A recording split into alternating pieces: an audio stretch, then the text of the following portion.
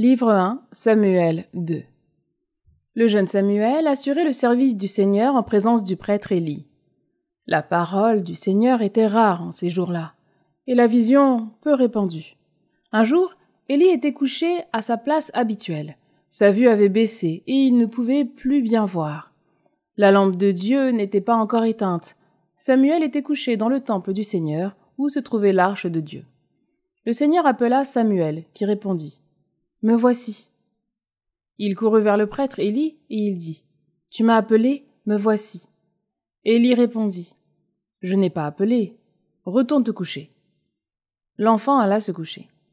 De nouveau, le Seigneur appela Samuel. Et Samuel se leva, il alla auprès d'Élie et il dit « Tu m'as appelé, me voici ». Élie répondit « Je n'ai pas appelé, mon fils, retourne te coucher ».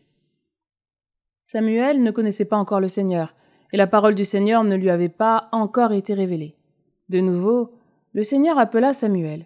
Celui-ci se leva, il alla auprès d'Élie et il dit « Tu m'as appelé ? Me voici ». Alors Élie comprit que c'était le Seigneur qui appelait l'enfant.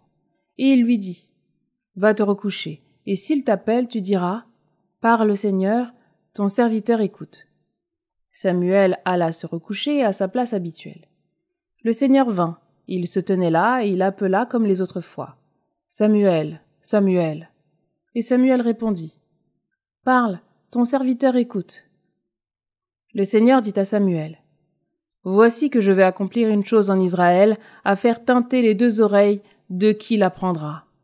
Ce jour-là, je réaliserai contre Élie toutes les paroles prononcées au sujet de sa maison, du début à la fin.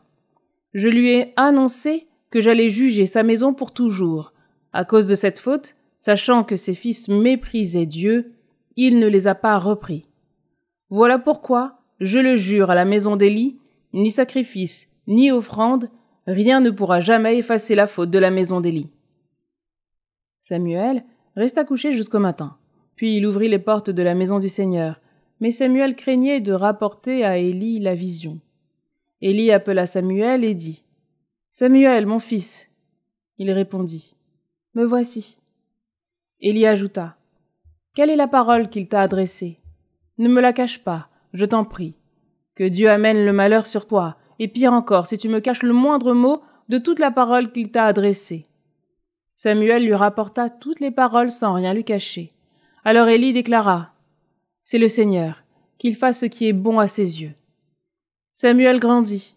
Le Seigneur était avec lui, et il ne laissa aucune de ses paroles sans effet.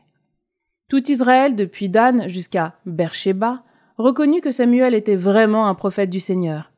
Le Seigneur continua de se manifester dans le temps de Silo, car c'est à Silo que le Seigneur se révélait par sa parole à Samuel.